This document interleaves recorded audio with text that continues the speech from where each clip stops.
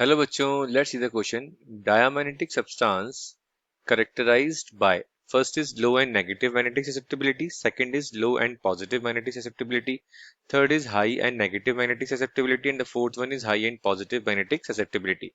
तो बच्चों यहाँ पे आपको बताना है डायमैग्नेटिक सब्सटेंस जो होता है उसकी वैल्यू लो एंड नेगेटिव होती है, लो एंड पॉजिटिव मैग्नेटिक ससेप्टिबिलिटी होती है, high and negative magnetic susceptibility होती है, high and positive magnetic susceptibility होती है.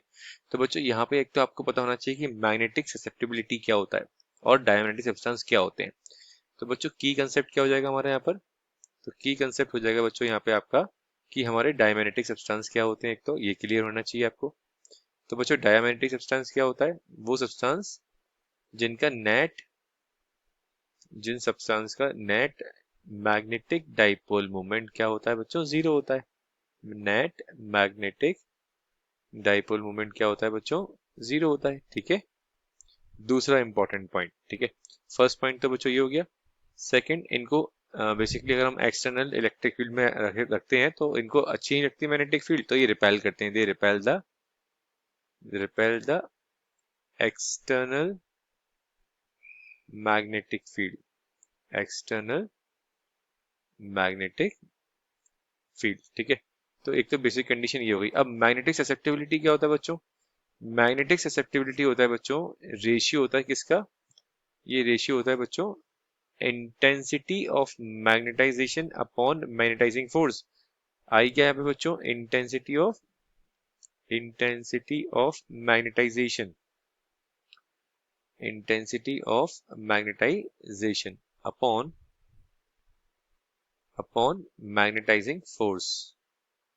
एच को बोलते हैं बच्चों मैग्नेटाइजिंग फोर्स. आपने किसी मटेरियल को एक्सटर्नल मैग्नेटिक फील्ड में रखा, तो जो आपने मैग्नेटिक फील्ड में रखा है तो उसकी जो जिसकी जो वैल्यू है, मैग्नीट्यूड है मैग्नेटिक फील्ड की, ठीक है, उसको बोलते हैं बच्चों मैग्नेटाइजिंग फोर्स. ठीक है, जो आपने applied external magnetic field provide करी है किसी मटेरियल को, उसको बोलते हैं मैग्नेटाइजिंग फोर्स.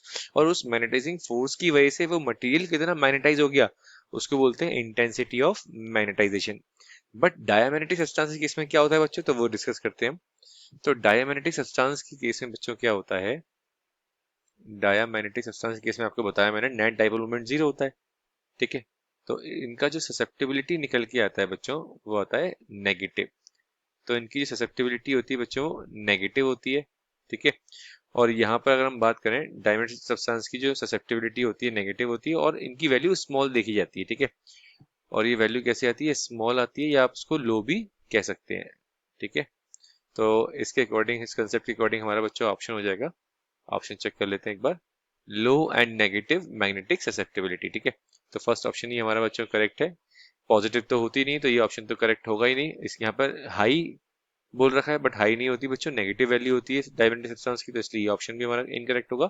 और फोर्थ ऑप्शन भी हमारा इनकरेक्ट होगा, पॉजिटिव नहीं होती ससेप्टिबिलिटी. ठीक है, तो बच्चों हमारा फर्स्ट ऑप्शन करेक्ट हो गया. So our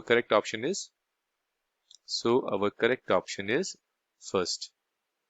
I hope this solution is clear to you. All the very best बच्चों.